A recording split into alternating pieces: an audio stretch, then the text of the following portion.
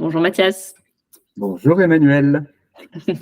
Bienvenue dans le podcast The RevOps Pooper. Merci d'accepter de participer.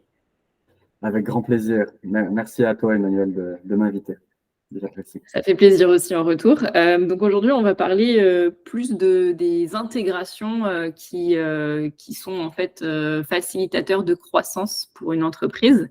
Donc toi, tu as un parcours, je crois, très intéressant dont tu vas nous parler tout de suite. Je commence avec une première question. Est-ce que tu peux te présenter rapidement? Qu'est-ce que tu fais? Quel est ton job, tes missions et tout ça? Tout à fait. Bonjour, Mathias Saint-Jean. Je travaille maintenant depuis bientôt une quinzaine d'années et actuellement, je suis responsable de la génération de demandes, donc la demand generation, pour une boîte du logiciel qui s'appelle Unito, dont la mission est simplement de connecter des outils entre eux qui ne se connecteraient pas nativement entre eux. Voilà, donc c'est très, très simple comme définition. Ok, merci beaucoup. Donc, tu es responsable de la demand generation, mais il me semble que tu es passé aussi un petit peu par des postes plus opérationnels côté RevOps, revenus. Est-ce que tu peux nous en glisser un mot rapidement? Bien sûr. Alors, déjà, pour faire un petit peu ma petite histoire, donc j'ai commencé par le marketing digital, comme ça s'appelait à l'époque. Et puis, assez rapidement, j'ai basculé dans le monde des marketing operations. Donc là, c'est vraiment le côté performance, système, alignement qu'on retrouve dans les équipes marketing qui sont, entre guillemets, assez structurées. Donc, c'est une spécialisation très, très précise. Donc voilà, c'est un peu ma trajectoire. Marketing digital, marketing operations, revenue operations, qui était une sorte d'agrandissement du marketing operations, je reviendrai dessus. Et retour aussi à une sorte de premiers amours, qui est la génération de demandes, qui elle englobe beaucoup de choses à la fois. Ok, super, merci pour la description de ton parcours. Est-ce que tu peux nous donner un petit peu ta définition du RevOps? Qu'est-ce que c'est pour toi? Et puis chacun a un petit peu sa définition. Donc, qu'est-ce que c'est que le Revenue Operations pour toi? Tout à fait. Alors, j'ai souvent une réponse qui va être la même parce que j'y crois vraiment. Quand on parle d'opération dans n'importe quelle organisation, il va toujours y avoir, selon moi, trois composantes. Donc, celle de ce qu'on appelle des people, donc les personnes que ça représente, les process qu'on met en place entre ces personnes-là, et enfin les outils qu'on met aussi entre tous ces départements-là. Donc, pour moi, RevOps, c'est bien évidemment casser les silos, mais c'est surtout se préoccuper tout d'abord des personnes et des skills qu'on a au sein d'une organisation, voir quels sont les process qu'on peut mettre en place pour améliorer cette collaboration, et enfin les outils qu'on va pouvoir installer au milieu de tout ça. L'objectif, c'est bien évidemment d'aligner tout le monde et puis d'avoir un impact sur la croissance. Donc, éviter les déperditions d'énergie, principalement. Voilà. Ok, parfait. Tu parles d'outils, puis c'est un petit peu centralisé sur la conversation d'aujourd'hui. Donc, c'est quoi les outils un peu indispensables pour faire du RevOps? Il y en a il y a les must-have, les nice to have. On va vraiment parler des must-have pour commencer. Bien sûr. Alors là, encore une fois, j'ai une très forte conviction qui est très personnelle. Mais pour moi, il y a un couple d'outils qui est au fondement de tout ça. C'est le couple CRM, Marketing Automation.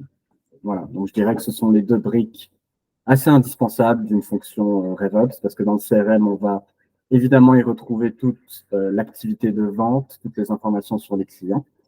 On peut y retrouver aussi des informations marketing, ça dépend des CRM.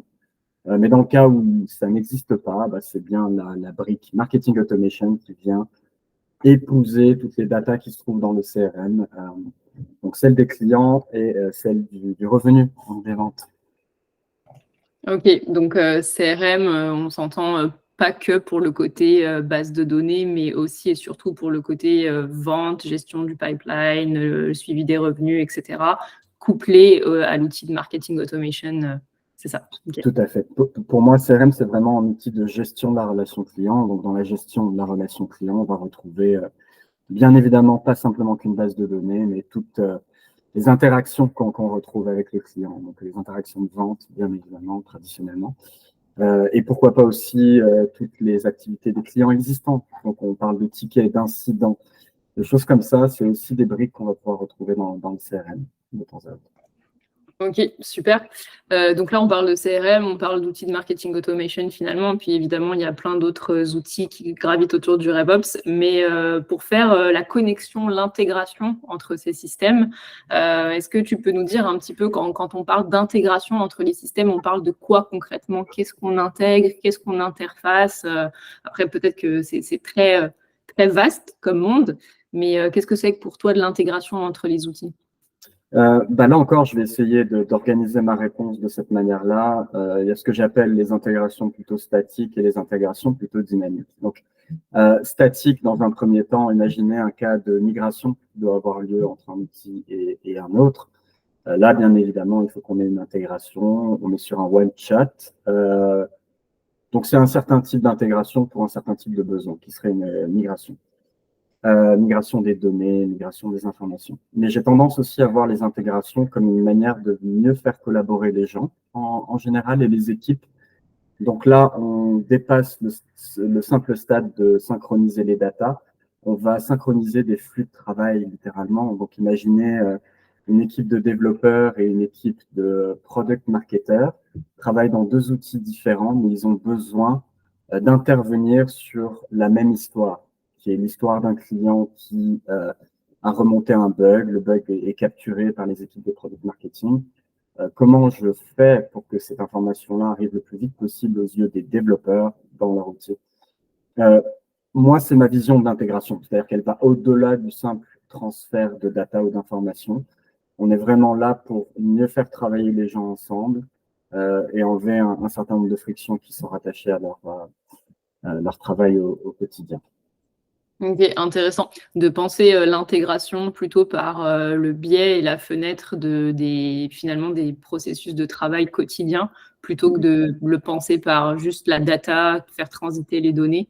In fine, l'objectif quand même d'une intégration, c'est de faire en sorte que tout le monde travaille mieux dans leurs outils au quotidien et de lisser les processus le plus possible. Donc c'est intéressant. Je pense qu'il y a l'angle un peu TI, IT qui va penser à la data, au côté un peu plus technique, et l'angle plus métier, donc vente, marketing, qui va penser plus au côté comment on aligne tout ce beau monde autour des outils.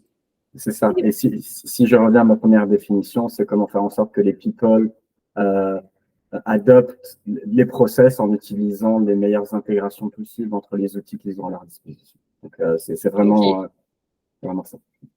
Ok.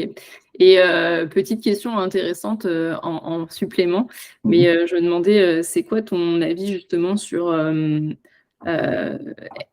alors, est-ce qu'on doit, entre guillemets, imposer un outil à des êtres humains, des ressources humaines? Alors là, il y a toute la gestion du changement qui va arriver derrière. Ou est-ce que c'est plutôt les êtres humains qui vont imposer, je mets des guillemets quand je dis imposer, bien sûr, mais qui vont diriger l'outil? Qu'est-ce qui arrive en premier, la poule ou l'œuf? Ça, c'est une excellente question.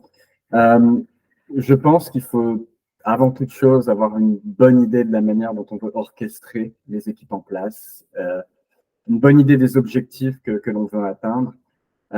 Derrière, il faut savoir une chose, c'est que les outils, on peut les remplacer. Il y a des coûts qui sont derrière, bien évidemment, mais si je commence à comparer la facilité à changer d'outil versus la facilité à changer de personne, on se rend assez vite compte que c'est beaucoup plus difficile de changer de personnel, des personnes, que ça ne l'est de changer d'outil. Donc, c'est pas Donc, si c'est in une fine, réponse. c'est quand même un calcul de coût en soi.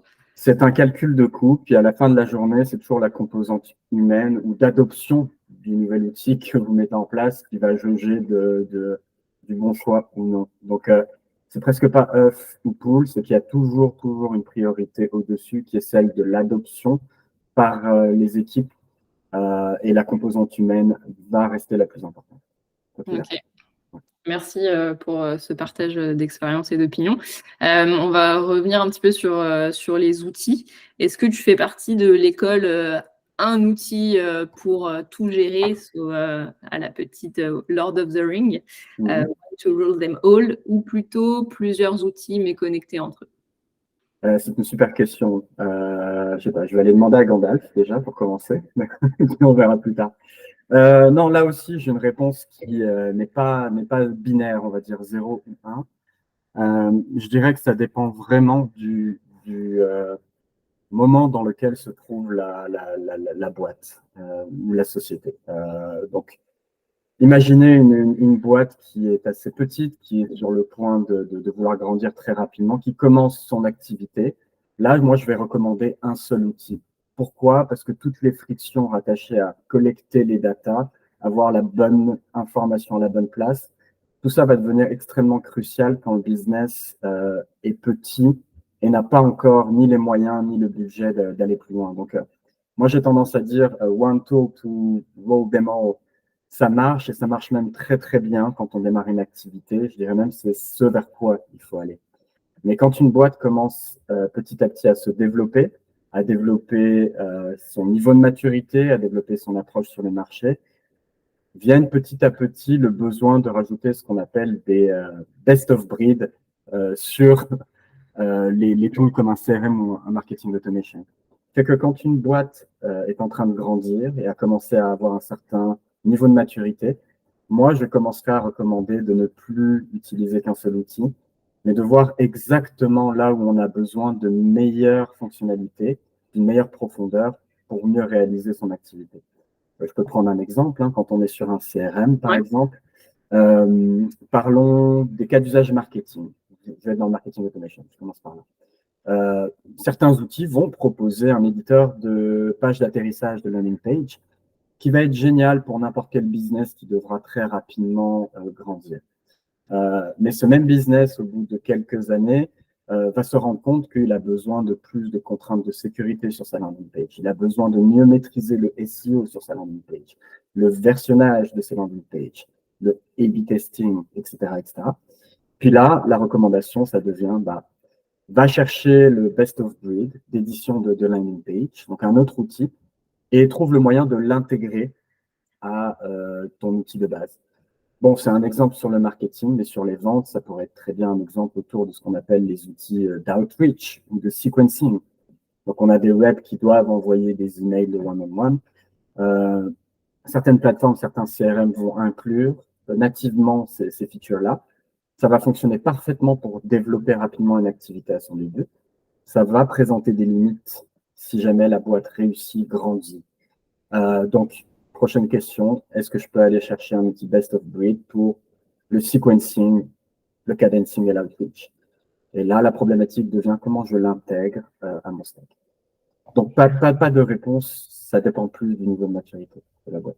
Ok, c'est hyper intéressant, je trouve, de l'aborder comme ça aussi parce que finalement, ton stack technologique va s'adapter à ta maturité en termes de croissance, mais en termes aussi de technologie. On s'entend, il y a certaines entreprises qui ont peut-être un petit peu moins de facilité à aller vers les solutions digitales.